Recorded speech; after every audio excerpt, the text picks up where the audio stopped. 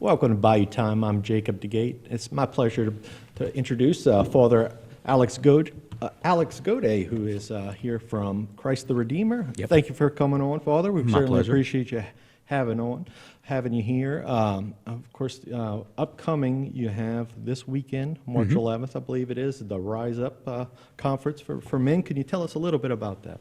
Yeah, so Rise Up was the brainchild of Father Mark Toops, our predecessor, and some other members of the parish in order to provide not only, say, like a one-day retreat, but an easy entry point for men who are looking for a little bit more or feel like they need something deeper in the spiritual realm that isn't a commitment to a 3-day retreat or 4-day retreat. And so the idea originally spawned following some other events, not in our community, but in places around here like Baton Rouge, New Orleans, stuff like that this would be a one-day thing about a spiritual topic that would sort of bridge in such a way that you could invite your neighbor who isn't Catholic, or you could invite your brother-in-law who hadn't been to church in years. Well, we're here in Thibodaux. It's a one-day event. You're not packing a bag and going halfway across the state. And to make it an easy entry point. And so we pick a theme every year. We generally pick a book. This year we have the Return of the Prodigal Son is our book that it's really, really easy to digest, very, very simple.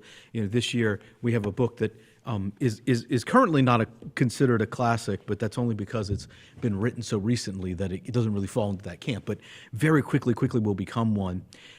Book very, very well known, easy to grasp. We picked the book. The book gives us our theme for the day, and this is just one of those themes. The Return of the Prodigal Son is a story, a parable of Jesus that is applicable to everyone.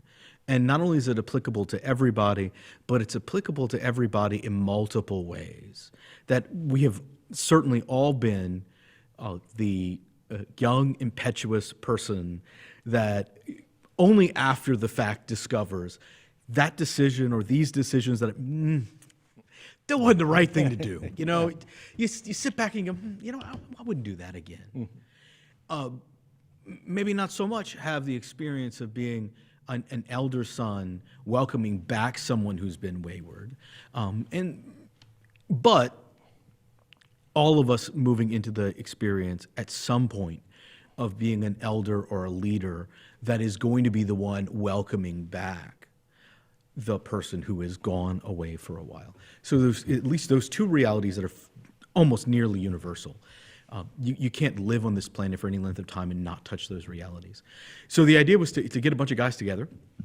Right now we have somewhere between 150 and 170 guys registered for the days, more than twice what came last year. It's going to be a really full day. It starts at 8 o'clock in the morning and goes till 3 in the afternoon.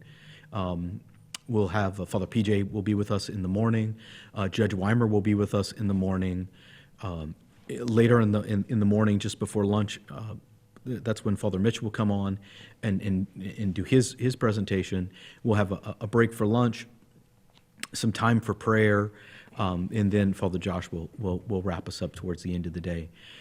And it's going to be a day where plenty of breaks, but the topics will be meaningful. I see. And is this something, is registration still open for right now? The registration is very much still open. You can register the day of. Now, there is an issue with supplies lasting. I can't order any more of these books. These are what we have are what we have. So there are a limited number of. We haven't maxed out the supplies yet, but it's possible. So while supplies last, we have all the stuff that we give to everybody who participates. But even if we run out of stuff, we will have an infinite number of slots.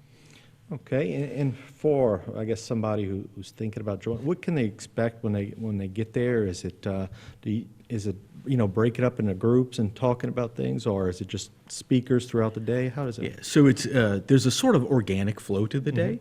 It starts with communal prayer. We're going to have daily mass.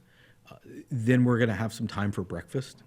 And this is no amount of forced fun, but we're not going to break you up into small groups, but I guarantee you the men break up into their own little small groups, whether it's around a table that you're sitting around while you're eating, or it's around the coffee pot. There's always like 4 or 5 people in line in front of me, the coffee pot, and they're talking. Like, it's great. I love that. Could you let me get my cup of coffee? The lunchtime, similar idea. The talks themselves are going to be in one large session, but the guys generally going to break off on their own throughout the course of the day. Okay, and what age group? Is it all ages that you normally So see? we have a strict start date at 18, just because of the sensitivity of topics. We don't want to limit the speakers if they want to talk about something that is real and important, but a little more mature for the under 18 crowd. So we start at 18, and there's no ceiling. Okay, well, it certainly seems like an interesting time, but we got about a minute left. Is there anything else you want to say about it? Yeah, so it's going to be a wonderful day. We're going to be deeply engaged. If you've ever wanted to know if you were alone in some of the things that you think, or your experiences of life, just being around a bunch of people that are at least somewhat all on the same page is a tremendous thing for just not feeling like you're crazy, not feeling like you're alone. And to be grounded in that larger of a community often helps us come through some of the more difficult aspects of life. Well, all right. Well, thank you very much, Father, for coming on, and it was a pleasure speaking with you. Yes, sir. Thank you. All right. Stay tuned for more right here on HTV.